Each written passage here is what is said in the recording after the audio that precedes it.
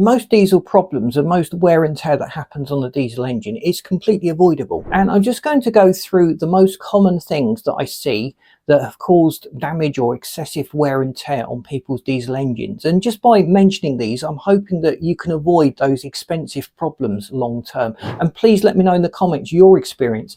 Is there something you've been doing to your diesel engine that you don't do anymore because it increases the risk of wear and tear on your engine?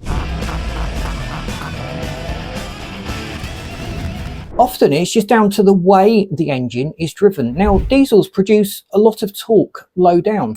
People tend to dramatically avoid the red line and keep in the RPM range that is at the bottom of the dial, thinking that this is going to protect the engine and help the engine to live longer. Now, the modern diesel is a tough unit. It's been designed to work. It's been designed to rev.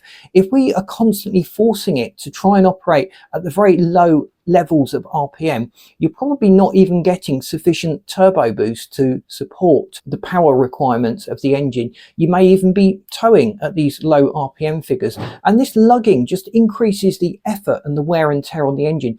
Think about going uphill on a bicycle in the wrong gear. The extra work that you are doing will probably result in either an injury or you'll run out of steam before you get any way up the hill at all. And the engine, it's the same. We're working against the mechanical advantage of the engine just by being in the wrong gear, forcing it to lug. And diesels are quite forgiving when it comes to lugging, and many drivers just feel that this isn't a problem. But I would encourage you to explore the RPM range, particularly when the engine is warm, and make sure that the RPM and the power requirements match the gear that you've selected. The next thing is neglecting components on the engine. Perhaps you've had an error light on. Maybe you've noticed the particulate filter regenerating more often. Maybe there's an issue with the EGR, recirculation system. And if we've got a diesel engine that's done 90,000 miles or more, it's probably a good opportunity to just take off the connector to the EGR valve and just see how bad it is. Has it got excessive amounts of carbon buildup?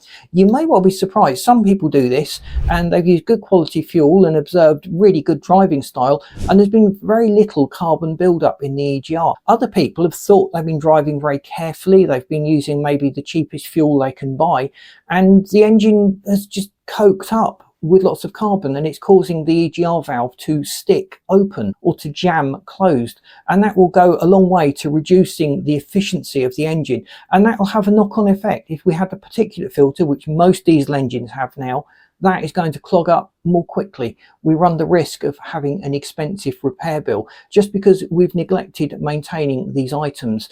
Doing a carbon clean using the correct additives in our diesel fuel to reduce the amount of carbon produced, to clean the injectors and to condition the particulate filter and even the catalyst can go a long way to maintaining the lifespan of our diesel engine. While we're talking about faults as well, we need to think about boost leaks. If there's a leak coming between the turbo and the intake, we're losing air. The metering of the engine is going to be struggling to work out what is going on. It knows the turbo is spinning at X RPM and it knows it should be delivering X amount of fuel, but it's not. So it's going to mess around with the fueling and the way that is delivered in order to try and compensate. And we could be causing the engine to run inefficiently and produce more soot, more carbon. That could be damaging the injectors. That could be deposited on the intake. That could be clogging up the EGR valve. And that's simply because maybe we've got a bad connector on one of the hoses, or a hose has just popped off slightly or has started to split. And it's usually the corners and the connections of all the hoses. And it's just a good routine thing to do every 6 months or so, to go round the engine bay and just check the integrity of the intake system, particularly on your modern performance diesel engine. Check the fuel filter as well. Fuel filters can get clogged, particularly if we've got old fuel. If we've got diesel bug, the bacteria and the fungal growths that start to form in diesel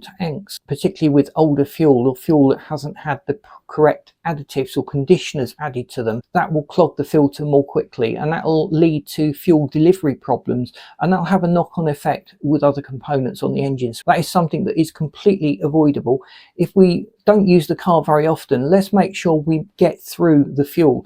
Don't fill the tank up, for example. Just use a week or two's supply of fuel at a time. So we're not running an engine that's had fuel sitting in it for 6 or 7 months, giving it a good chance to build up this bacterial and microbial growth. I've got to mention service intervals. Long service intervals, 24,000 miles, 2 years. It's just, in my book, asking for trouble. Let me know what you think. Some people are going to disagree with me on that, and you're totally entitled to your opinion.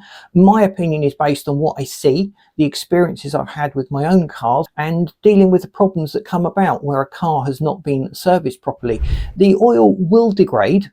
It will not lubricate the engine correctly. You'll get deposits of fuel, moisture, water building up in the oil, and that leads to problems with the way the oil is working inside the engine, leading to excessive wear and tear. And when you start to see the engine burning oil, that is often down to the fact that the oil changes have been neglected. And just topping up the oil from time to time is not an oil change. We really need to shorten those manufacturer service intervals. A lot of people on here have commented that they do it every 3,000 miles. Some may find that extremely paranoid and excessive, and they may push it to say 9,000 miles or 10,000 miles, somewhere around that ballpark, but they would certainly look to be doing this every 12 months, and higher mileage drivers may even be doing a routine oil service every 6 months. But that's one of the biggest things to protect our diesel engine and keep it running to the 200, 300,000 mile mark. Next thing, it's quite big and it's also related to the way we drive it. It is short trips. Doing lots of short trips on a diesel engine where it never gets up to operating temperature. The oil is cold, it's thick, it's not lubricating correctly. Maybe even we're starting the engine without waiting for the glow plug light to go off, and that's causing excessive fuel to go past the cylinder walls into the oil, degrading the performance of the oil. And it also causes the particulate filter to clog up. It's not getting hot enough to burn off all of the soot that is collected over the miles that we've driven. And the DPF, the particulate filter itself, will need a temperature of about 500, 550 degrees, that sort of ballpark. And that's rarely achieved where we're doing lots of short trips and short journeys. And actually those short journeys are dumping more soot. The engine is running less efficiently because it is cold, and leading further to build up inside the particulate filter. I would go so far as to say that if we don't do a 15 to 20 minute drive at least once a week, we shouldn't really have a modern diesel engine with a particulate filter.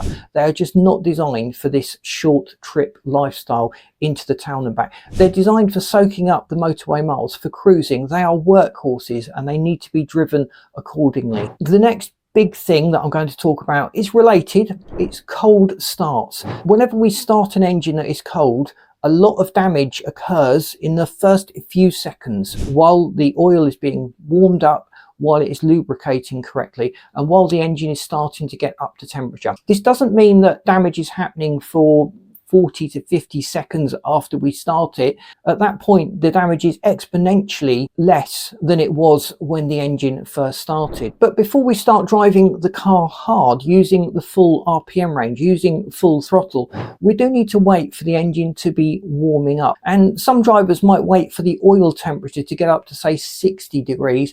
Others would wait for the running temperature of 90 degrees. Now, obviously at 90 degrees, nothing's going to happen that's bad. You're being ultra careful there, but I would argue that there is a big margin of error there. As long as the oil is warm and it is lubricating and it is circulating around the engine nicely, you're going to have dramatically reduced the potential for wear and tear on the engine. Let me know what your thoughts are with regard to driving a cold engine. Are you super paranoid?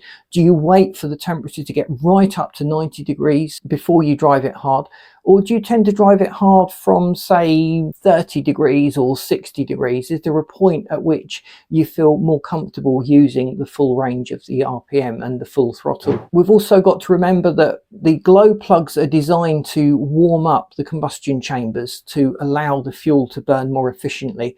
And starting an engine without the glow plugs warming up, often the glow plug light will go out when the engine is actually ready to start. Do we wait for that? It's particularly important to do that in winter. In most cars, you can get away with it. The car will run nicely and you don't have to wait for the glow plug light to go off, although technically you should. It's there as a warning to the driver that the engine is now up to temperature and it is now ready to start, and it will burn that fuel more effectively than it would with a cold cylinder. Now, with diesel engines, we're obviously relying on the compression ignition nature of the engine. And in winter times, you need all the help you can get. You're going to have poor starting and poor running, particularly if we don't wait for the glow plug to do their thing. I hope you found this useful. Let me know what mileage your diesel engine is at and what you're aiming at, how long you hope to keep this car, and whether you already do any of the things that I've mentioned in this video, and whether I've flagged up anything that maybe you've not been aware of or you've not considered to be particularly important. Please boot the like button. That really does help us to get out there. If you're not subscribed to the channel, please do so. We've got lots of other great diesel content coming up, and I've lined up this video and this playlist that you should find really interesting. Thanks for watching. See you in these videos.